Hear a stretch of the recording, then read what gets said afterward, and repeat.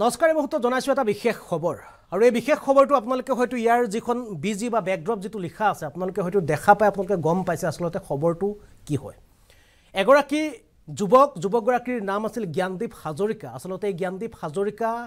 বিশ্বনাথৰ জামুগুৰিৰ এই যুৱকগৰাকীয়ে কটন বিশ্ববিদ্যালয়ত অধ্যয়ন কৰাৰ উপৰিও তেওঁ যি পঢ়াৰ খৰচ আছিল পঢ়াৰ খৰচ উলিয়াবৰ কাৰণে পৰিয়ালৰ ওচৰত বুজা নহবৰ কাৰণে বা পৰিয়ালক সহায় কৰিবৰ কাৰণে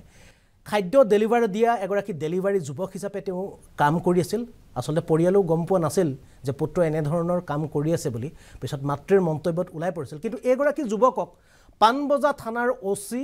ভাৰ্গৱ বৰবৰা এগৰাকী আৰক্ষী বিষয়াই হয়তো কিদৰে প্ৰহাৰ কৰিছিল ৰাজহুৱা স্থানত হে আপোনালোকে দৃশ্যটো দেখিছে লগতে কেৱল প্ৰহাৰ কৰাই নহয় যুৱকগৰাকীক প্ৰাণে মৰাৰ ভাবুকি প্ৰদান কৰিছিল আপোনালোকে সেই দৃশ্যটো যদি সেদিন আপোনালোকে চাইছিল দৃশ্যটো স্পষ্টকৈ ওলাইছিল যে ভাৰ্গৱ বৰবৰা নামৰ ওসিগৰাকীয়ে মই তোক মাৰি পেলাম মোৰ হৈতে লাগিবি নেকি এনে ধৰণৰ মন্তব্য দিছিল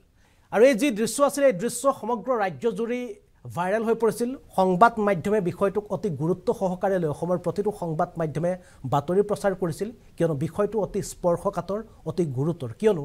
চৰকাৰৰ আৰক্ষী বিভাগৰ এগৰাকী উচ্চ পদস্থ আৰক্ষী বিষয়াৰ কোনো আৰক্ষী জোৱান বা নিম্ন পৰ্যায়ৰ আৰক্ষী কৰ্মী নহয়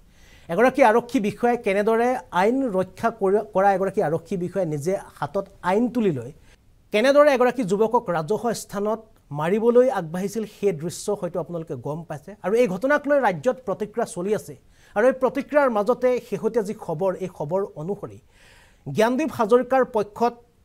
যিগৰাকী অধিবক্তা সেইগৰাকী অধিবক্তা হৈছে ডিম্পল চেতিয়া আৰু এই ডিম্পল চেতিয়াই এটা বিশেষ মন্তব্য দিছে জ্ঞানদীপৰ লগত যেটো হৈছে আসলতে সামাজিকভাৱে আমি সামাজিক এখন সোসাইটিত বাস কৰা মানুহ হিচাপে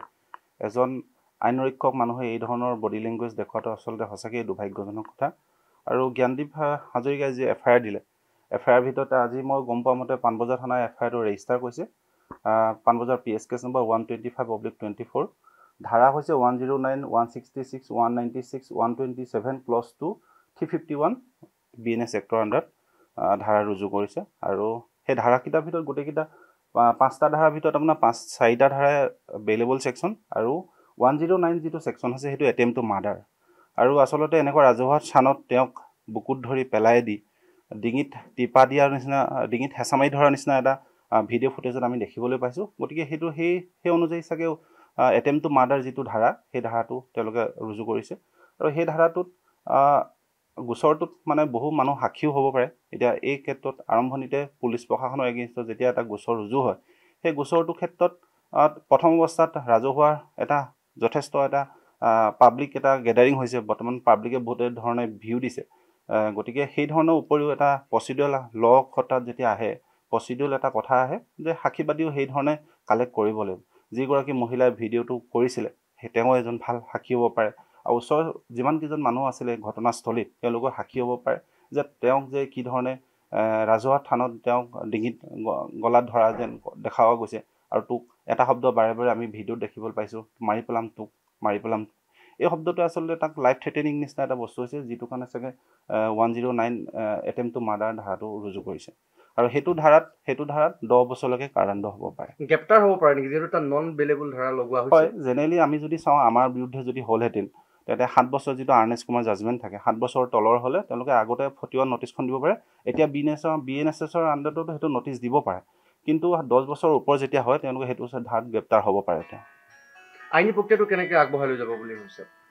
আইনী প্ৰক্ৰিয়া আইনৰ কামটো কৰিব তেওঁলোকে এটা গোচৰ ৰুজু হোৱাৰ পিছত সেই গোচৰটোৰ ওপৰত তদন্ত চলিব তদন্ত চলোৱাৰ পিছত তেওঁক ষ্টেটমেণ্ট ৰেকৰ্ড কৰিব ষ্টেটমেণ্ট ৰেকৰ্ড কৰাৰ পিছত তেওঁ মেডিকেলৰ পৰা আদি কৰি যিখিনি প্ৰুফ পাব আৰু তাতো আকৌ আমি গম পোৱা মতে তাত সেই ঘটনাস্থলীৰ পৰা তেওঁক থানালৈ আনিও মাৰপিট কৰা হৈছে আৰু তাতে কিছুমান কথা ক'বলৈ দিয়া হৈছে যাতে পিছত ঘটনাটো যাতে বেলেগ এটা ৰূপ নলয় সেই ধৰণৰ কিছুমান কথা কিন্তু ঘটনাটোৰ ক্ষেত্ৰত আমিও ৰাইজেও বহুত ধৰণে আমি যি ধৰণে ভিডিঅ' ফুটেজটো আমি এভিডেন্সৰি ভেলু কৰিব লাগিব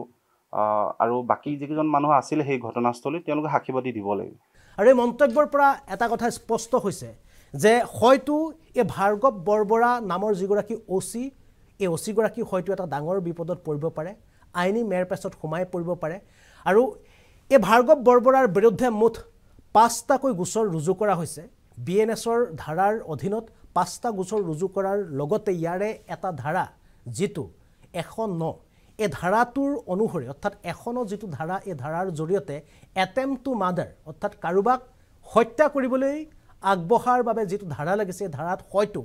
এই জামিনবিহীন যিটো ধাৰা এই ধাৰাত হয়তো 10 বছৰ পৰ্যন্ত এইগৰাকী ভাৰ্গৱ বৰবৰাই জেল যাব লগা হ'ব পাৰে যদিহে ন্যায়ালয়ত এই বিষয়টোৰ সন্দৰ্ভত তাত উপস্থিত থকা বা সেইদিনা ঘটনাস্থলীত উপস্থিত থকা কোনো ৰাইজে বা কোনো ব্যক্তিয়ে এই ঘটনাৰ সম্পৰ্কত উচিত প্ৰমাণ দাখিল কৰে বা উচিত সাক্ষী দিয়ে তেনেহ'লে হয়তো এই ভাৰ্গৱ বৰবৰা যিগৰাকী ওচি আচলতে সামাজিক মাধ্যমত গুণ্ডাৰূপী ওচি বা সিংঘম নামকৰণ কৰিছে কিন্তু এই বিষয়টোৰ সন্দৰ্ভত এতিয়া যিসকল অধিবক্তা ইতিমধ্যে জ্ঞানদীপ হাজৰিকাৰ সম্পৰ্কত জ্ঞানদীপ হাজৰিকাৰ সপক্ষে তেওঁলোকে ইতিমধ্যে এই গোচৰটো তেওঁলোকে ইতিমধ্যে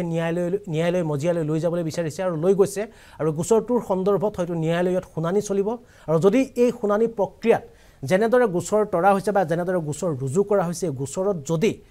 ওচি ভাৰ্গৱ বৰবৰা দোষী সাব্যস্ত হয় তেনেহ'লে এগৰাকী ওচি ভাৰ্গৱ বৰবৰা জেললৈ 10 বছৰ পৰ্যন্ত জেললৈ যোৱাৰ উপৰিও যে চাকৰি হেৰুৱাব লাগিব বা চাকৰিৰ পৰা তেওঁ বৰখাস্ত হ'ব সেয়া এক প্ৰকাৰে এই মুহূৰ্তলৈকে নিশ্চিত হৈ পৰিছে